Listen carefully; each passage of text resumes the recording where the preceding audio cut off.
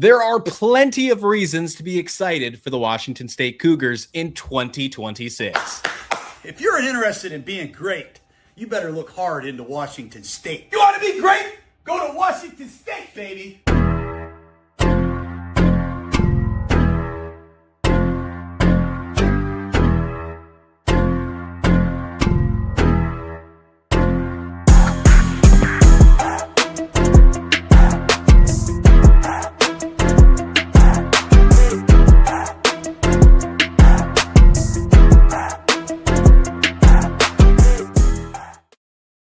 Let's go. Welcome on into the Palouse Playbook Podcast, a Washington State Cougars podcast. And on today's episode, let's just dive right into exactly what we want to talk about. This is just going to be a fun one. There's no agenda today.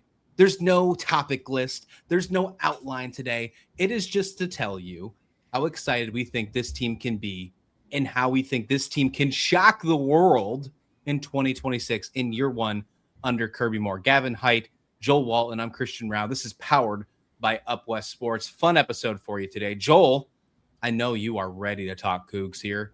Tell me why you think this team is going to be so exciting in 2026. I think it's going to be so exciting because people are going to underestimate us. I think the outside world, they don't know what we're brewing, what we're cooking. And I can't wait to come right out the gate at the Big Apple game, man. I think it's going to be very interesting. I think there's going to be – I've been doing a little I always speculate, but I've been doing a little research, and I'm like, yeah, the Purple Pops better watch out. Purple Pops. I love the – Yes. The only thing, if we called it the Big Apple game, that would be something – yeah, I love it too. Apple, it's all right. No, that's good. Honestly, Joel, that's why people love you is because you cheese hard like that. I love it. Big Apple. Yes, I agree. And the Purple Pups definitely need to be Purple Pups. Purple Pups. Yeah, right, now that one's sticking. That one's definitely sticking. Joe, you're one of our favorites. If you're out there listening, we call them Purple Pups now. Let's go. Gavin, this is something that I've been thinking about when I've been doing this show and I've been doing other Pac-12 coverage. Been looking through schedules and things like that across the board.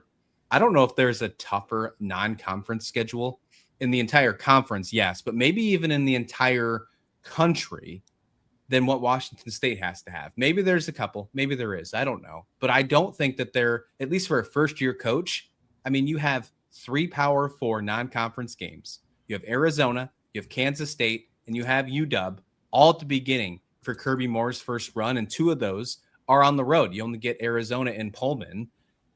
If you can shock the system, if you can win, let's just say you win 2 of those 3, what does that do for the national conversation about the folks on the Palouse with Kirby Moore at the helm?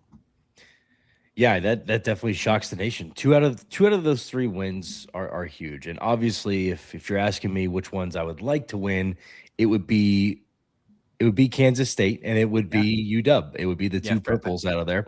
I would love to beat Arizona, but beating those 2 teams would be huge for this program and be huge for a first year for Kirby Moore. If he could set the tone beating a team that our record hasn't reflected well for those Purple Pups across the state, that would be a tone setter. And I think that would help in the recruiting game and then in the national scale as this season progresses. And hopefully, towards the end, you're looking at Boise State, you're looking at San Diego State, you're looking at Wazoo, all getting that conversation of who's going to win the Pac-12 and who's moving forward. And shout out to Oregon State. I know they got a great head coach coming in. I'm excited to see what they're going to do. This new Pac-12, I think, will take off. And to anybody, any naysayer out there is like, Pac-12 is going to be less than I'll refrain from saying it. They're going to be lesser than if that's your MO, if that's what you're going to go ahead and say. I'm just going to say in the next 5 years, watch out. Pac-12 is going to be good. Yeah, I don't even think it's going to take that long. I don't even think it's going to take that long for sure. When you look at some of these things, and for the record, I think that, either Kansas State or Arizona, both of those wins would be big. Of course, you want to get that UW win. You want to be able to show the signs in the state. But I think either Kansas State or Arizona, I think both those teams are going to be pretty even in the Big 12. I think for a resume purpose, if you had to go 2-1, I think winning against UW winning against Kansas State would actually be better because you'd get road wins against Power 4 teams. I think you'd actually want to, although your fans might not like this. I think you actually would want to, if you got to pick which one to lose, you'd want to lose the one in Pullman for the sake of a resume, for the sake of maybe potentially finding yourself in the college football playoffs in year one of Kirby Moore. And I know that's high expectations. And look, we're still talking about potentially finding who's quarterback one in fall camp. But when you look at some of these other pieces around, and Joel, I know you're ready to say your phrase on this one, your catchphrase, put it on a t-shirt. When you look at this defense, there is so many good things to love, especially that defensive front. Absolutely. It's going to be our knight in shining armor. I think, our bigs across the board are going to be paramount. And I'm like starting to compare and contrast us against the other teams within our schedule. I think it's going to be our big boys make noise up front on defense. I thought I was going to have to coax him out. I can't believe it took him that long to say it. I thought he was going to say it right away. Usually the first one to say noise sentence, but we do what we can. We have to put it on a t-shirt and a little insider baseball. I already designed it. We just got to get it up on a shop. We got to get it on a shop and have you be rocking it when we are up in Pullman later on this season. And I think that's a shirt that Joel Walton needs to be wearing. For sure. Who are your most exciting players to watch, Gavin? If you had to throw at me right now, we're not prepping here. We haven't did an outline. We did nothing. We said, hey boys, let's hit record on this one. Gavin, if I had to give you two names to tell me who you're most excited about this year, you can go anywhere. Offense, defense, special teams. I don't care. Who would they be? Jeremiah Bernard is the first one that comes to my mind. I just seeing every week was a highlight film for this guy. I'm very excited to see how he takes over in that secondary for the Cougs going forward. There's so many other names, and I'm not going to take any of them from Joel. But the other one that I'm very excited for, and this is no knock on Keith Brown because I'm excited for him for his last year, but I'm really excited to see Nyland Brown. Yeah. And just that tandem with both of them. Yes, and that does mean that I am very excited to see Keith Brown and everything, but just seeing Nyland Brown and the absence of Nyland Brown and everything that he's built in his career, his resume coming in, I'm very excited to see those two guys. Joel, same question to you. I know you have probably a million, but I got to make you only pick two here. Man, I was going to say, it's going to be tough. I was back and forth. Okay, we're going to see this. We're going to do that. I was like, wait, there's the Bash Brothers. I was like, should we talk about them? Or no. There's so many. There'll be one that probably won't be very shocking, and one that might be a little more interesting. So I'll start with the interesting one first, actually. I think that Jack Peterson is going to stand out.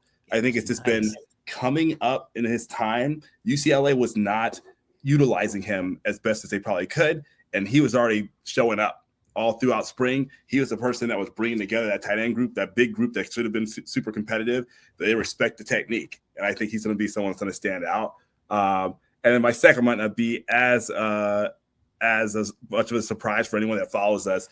I think we're all going to really have to pay attention. Sometimes you worry about like the acidity level of the water. I think we're going to need to check our pH levels, aka P3. Paul Hudson III.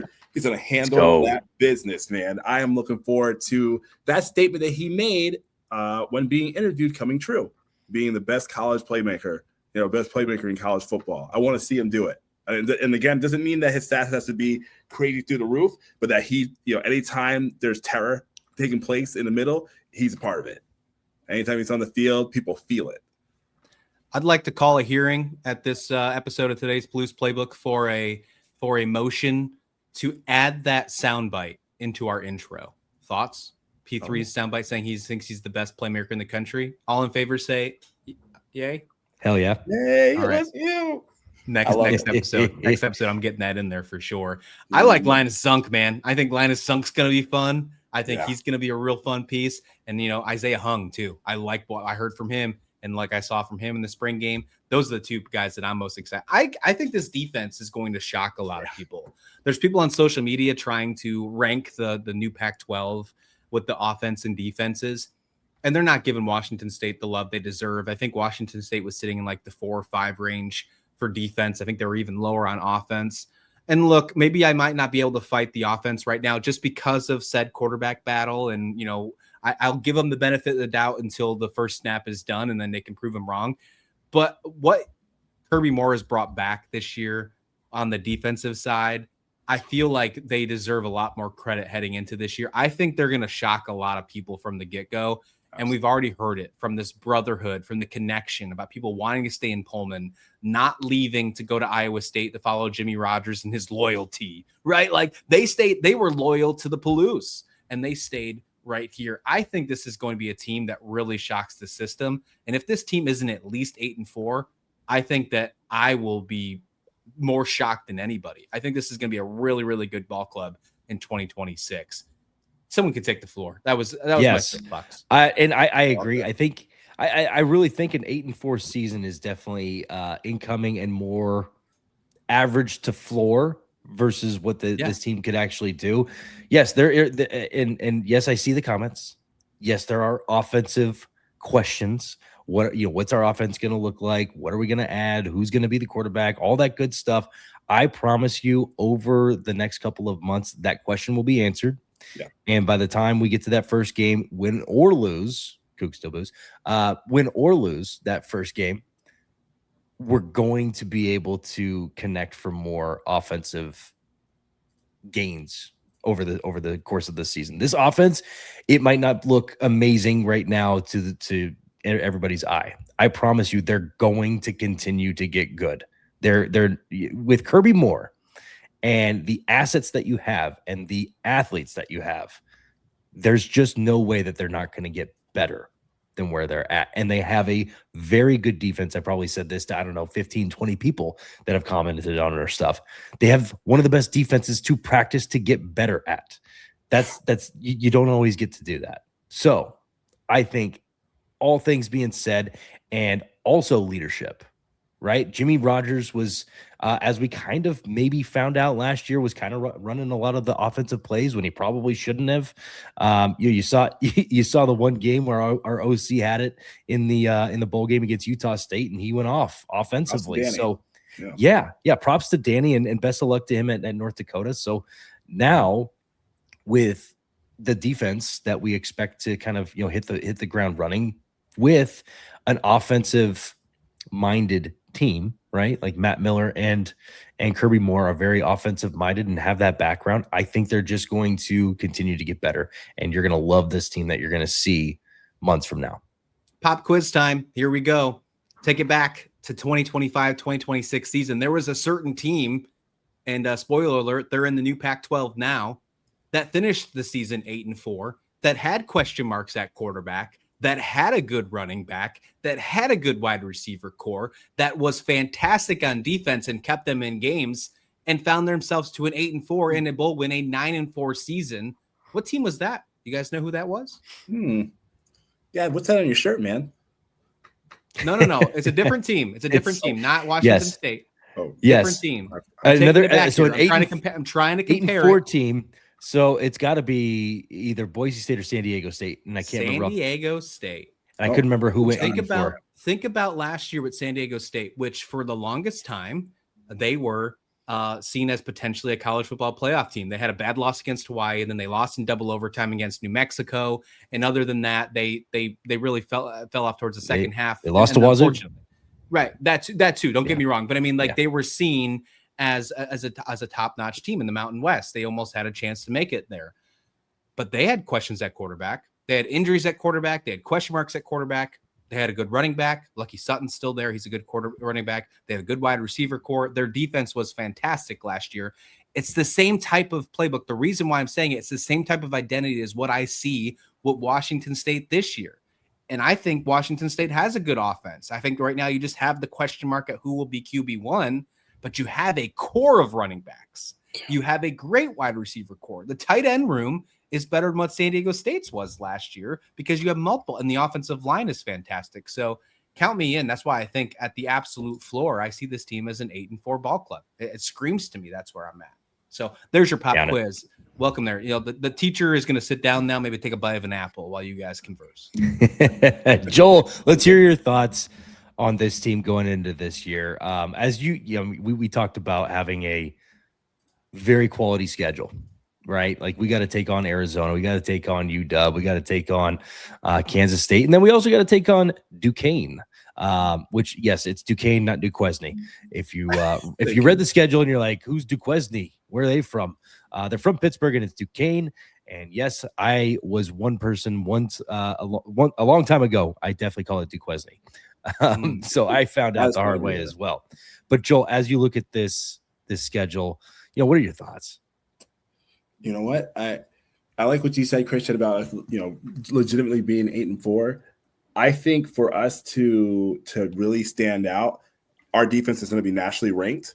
I think we'll be number 1 in our conference as a defense, and I think we'll be at least top 10 in the nation. And I know that sounds crazy, but if you compare us to our former selves last year, I think that we have upgraded, and I think that it's going to show like when systematically is structured the right way, good things come out to play. It's going to be impressive, and I think that's what we need if we want to be on a national stage.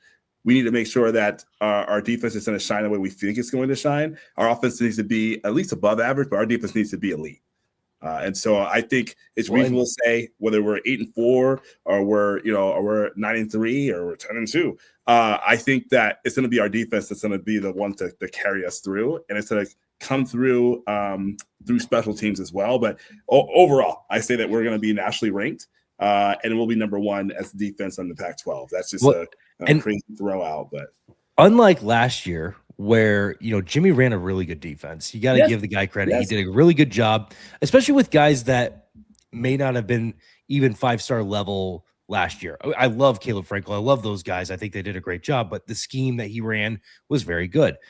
But now you're not expecting your head coach to run both sides of the ball. You have Trent Bray, who has done a fantastic job. That's another thing. Like, this is all orchestrated by one of the best defensive coordinators in the West Coast over the past 5-10 years. So I'm very excited to see what Trent Bray is going to conduct. And also, that we're going to get some really good back to the drawing board stuff from Kirby Moore and this offense. And we're going to get some really cool plays that we're going to see, and we're going to get some balls in the end zone. I guarantee you they took those red zone fail attempts in the spring game. I guarantee you they took those to heart and said, hey, okay, we found out where the gaps are. Let's go plug them. I'm fired up. One word response here from both of you. Do you think this defense is better or worse than last year's defense? Better. And that's saying with love for the last year's defense, better. Gavin, you think I'm in the same boat? Better. I want to say the reason I said that, and I've been saying with a smile on my face for the last 2 minutes, is your hot take there, Joel, thinking this team be a top 10 defense in the country is not so far-fetched, depending on where you look. If you go and look at total defense on NCAA stats, and you compare what the total defenses were in total defensive yards and yards allowed per game in the entire country last year, do you know where Washington State was? Where were we? 15th in the country. So if you think they're better, a top 10 mark is not that far off. Not that far off at all. And then add an offensive-minded coach like Kirby Moore to maybe whatever offensive concerns you have to take care of those and fix those Band-Aids heading into the rest of the season. And you figure it out after a tough non-conference schedule to get you ready for Pac-12 play. This team is going to do damage. I really do think it is. 100%. Also, before we get out of here, should we tease something that's dropping May 27th? Go for it. Should we throw a little teaser? I know we mentioned it. If you've stayed here long enough and you enjoy the show, 28th, by the way. 28th. My apologies. May 28th. Yeah, math. May 28th. You're just gonna want to make sure that you're subscribed, and things are gonna be popping up. And we got something really cool that's coming your way. As we get closer, we'll continue to tease it. But however, the day that it comes out, we'll announce exactly what's going on, and the effort that we've all put behind the scenes. You're gonna love. You're gonna want to just if you're not already subscribed, you're definitely gonna want to subscribe and just kind of pay attention towards the end of this month. And if you'd miss on the 28th, don't worry, you'll have more opportunities to check all the way until the season is over on what we got cooking over at the Palouse Playbook Podcast, powered by Up West Sports. For Gavin Height, Joel Walton, big boys making noise over there. Love it. I'm Christian Rao. Thanks for listening to the podcast. We'll see you back here next time.